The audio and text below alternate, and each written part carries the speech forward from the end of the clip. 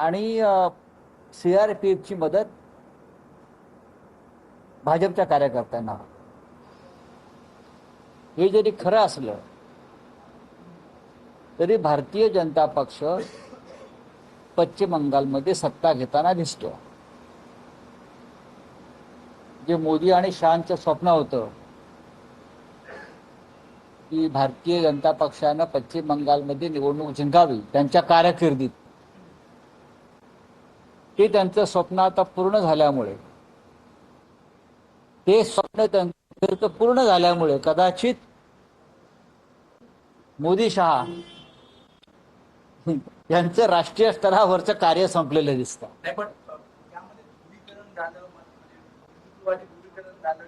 हे द्वेषाचं द्वेष, धर्मांधता, SIR या सगळ्या माध्यमातून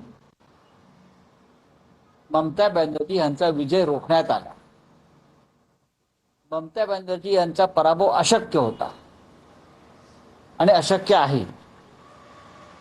आज भारतीय जनता पक्ष जिंकताना जो दिसतोय, हा विजय सरळ मार्गाने मिळवलेला नाही. हे आपणही पाहताय, आपण सुद्धा अनुभवताय. केरळमध्ये काँग्रेसला प्रचंड यश मिळालेलं आहे. एक राज्य नव्याने काँग्रेसकडे आलं. आसाममध्ये भारतीय जनता पक्ष जिंकली आहेत, आश्चर्य वाटण्याचं कारण नाही. तामिळनाडूमध्ये TVK नावाच्या एका पक्षाला लोकांनी मतदान केलेलं आहे, ज्यांना राजकारणाचा किंवा समाजकारणाचा कोणता अनुभव नाही. पण DMK आणि AIADMK या दोघांपेक्षा लोकांनी TVKला, एक अभिनेता जो आहे त्या विजय थलपती यांच्या बाजूने मतदान झाले. पण ती विधानसभा त्रिशंकू आहे, तिथे कोणालाही बहुमत मिळालेलं नाही. अशा तऱ्हेने निकाल लागलेले आहेत. दिवा विस्ताना मोठा होतो, दिवा विस्ताना मोठा होतो. हे माझं वाक्य तुम्ही लिहून ठेवा. पश्चिम बंगाल जिंकल्या, दिव्याची एक वात जास्त पेटली. दिवा विस्ताना मोठा होतो.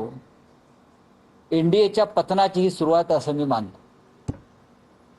जिंकले पश्चिम बंगाल, जिंकले आसाम, तरी त्यांना देश चालवणं सोपं नाहीये.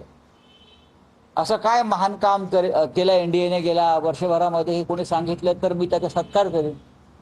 प्रचंड महागाई वाढलेली आहे, बेरोजगारी वाढलेली आहे, गॅस सिलेंडर मिळत नाहीये, नोकऱ्या उपलब्ध नाही आहेत, जगामध्ये भारताची मानहानी सुरू आहे.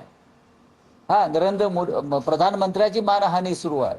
मणिपूर पेटलेला आहे, कायदा सुव्यवस्था ढासळलेली आहे. तरीही जेव्हा लोक मतदान करतात असं चित्र निर्माण केलं जातं, तेव्हा हा घोटाळा आहे. आणि हा विजय सरळ मार्गाने मिळालेला नाही, हे लोकांनी स्वीकारलं पाहिजे. पहिलं आरक्षण त्याचा काही परिणाम नाहीये. 92 लाख मतं तुम्ही ज्या पद्धतीने डिलीट केलीत पश्चिम बंगालमधून, 92 लाख, हा त्याचाही परिणाम आहे. आणि जसं मी आज सकाळी सांगितलं की भारतीय जनता पक्ष हा ममता बॅनर्जींचा पराभव कधीच करू शकणार नाही पश्चिम बंगालमध्ये. पण भारतीय जनता पक्ष आणि निवडणूक आयोगाची युती झाली आणि त्या युतीमुळे हा पराभव झाला. आता हे जे निवडणूक आयुक्त आहेत ज्ञानेश कुमार, यांना त्या बदल्यात काय बक्षीस मिळत आहे याची आता आम्हाला प्रतीक्षा आहे. पण इंडिया आघाडीतील जे सगळे महत्त्वाचे नेते, मोठे नेते, त्यांच्याकडे आता सत्ता नाही. स्टॅलिनकडे सत्ता नसणार, ममता बॅनर्जीकडे सत्ता नसणार. तर भविष्यात इंडिया आघाडीतून एकत्र येण्यासाठी यावंच लागेल, एकत्र राहावंच लागेल. सत्ता असणं किंवा सत्ता नसणं याच्यामध्ये विरोधी पक्षाची भूमिका ठरत नाही. तुम्ही अमर्याद सत्तेचा वापर करून आमची सत्ता हिसकावून घेताय, ही हुकुमशाही आहे आणि त्याविरुद्ध लढावं लागेल. इंडिया ब्लॉकमध्ये असे अनेक पक्ष आहेत जे सत्तेत नाही आहेत. शिवसेना कुठे सत्तेत आहे, NCP कुठे सत्तेत आहे. असे अनेक पक्ष आहेत, नवीन मित्र आम्हाला मिळतील, आम्ही पुन्हा लढाईला उभे राहू. बोलिए क्या है हिंदी में, नहीं तो चलिए.